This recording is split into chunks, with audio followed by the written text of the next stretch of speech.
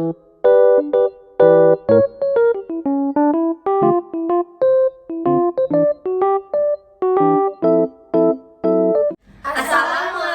warahmatullahi wabarakatuh. Salam sejahtera untuk kita semua. Puji syukur atas nikmat yang Tuhan limpahkan sehingga kita bisa berkumpul dengan sehat pada pagi hari ini. Kepada Bapak dosen dan teman-teman yang saya hormati, untuk beberapa menit ke depan, izinkan kami untuk mempresentasikan tentang materi kami, yaitu e-health. Dan perkenalkan, nama saya Adela Denada. Nama saya Andini Puspadewi. Saya Livadina Fatin. Saya Ontari Dwi Cahyani. Saya Dina Puspitasari. Untuk mempersingkat waktu, kami akan langsung membahas yang pertama, yaitu apa itu e-health.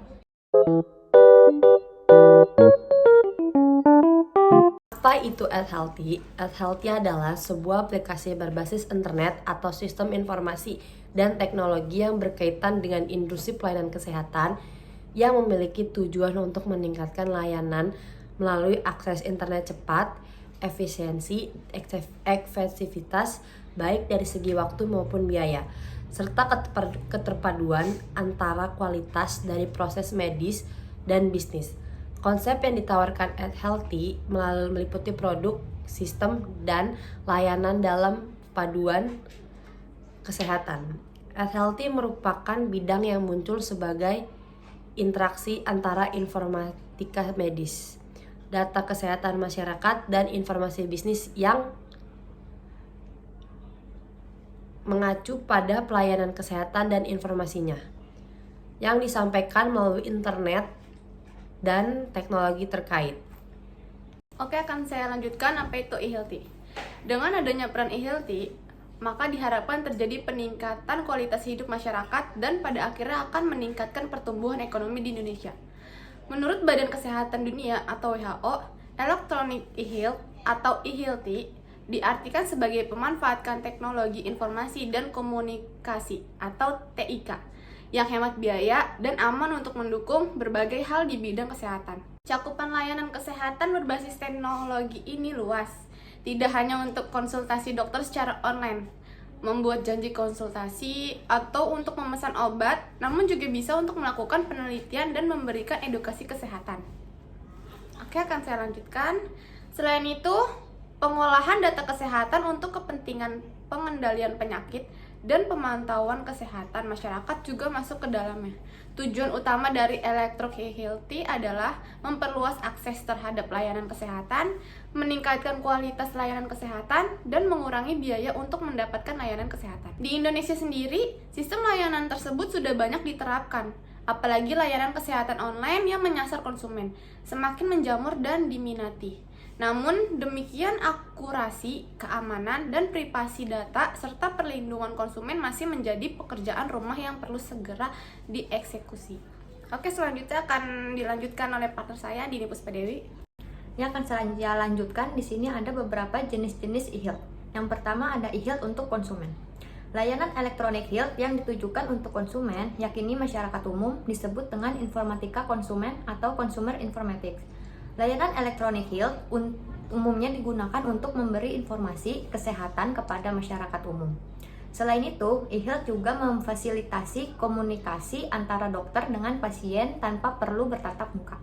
Yang kedua ada e-health untuk penyedia layanan kesehatan.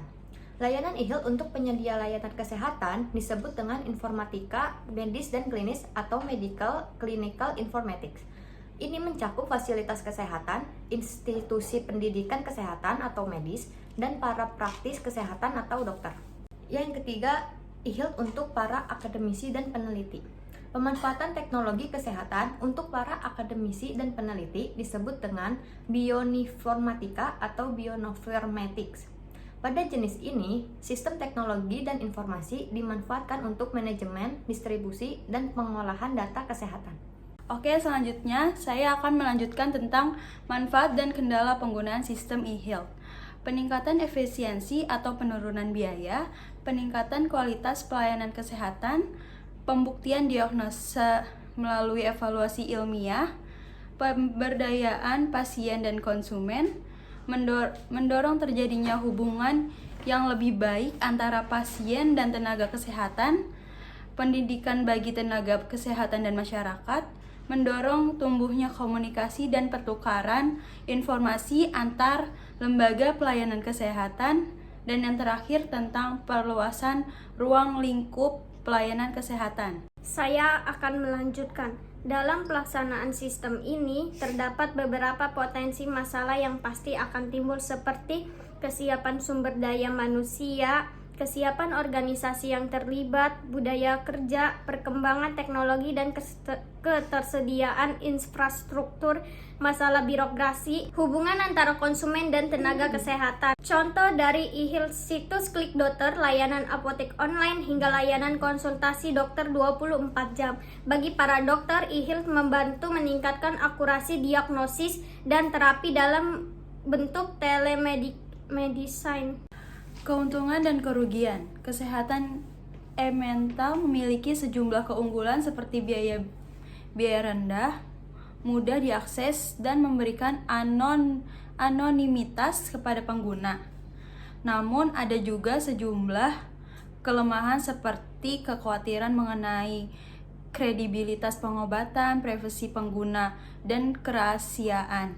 Keamanan online melibatkan penerapan pengamanan yang tepat untuk melindungi privasi dan kerahasiaan pengguna. Ini termasuk pengumpulan dan penanganan data pengguna yang tepat, perlindungan data dari akses dan modifikasi yang tidak sah, dan penyimpanan data yang aman.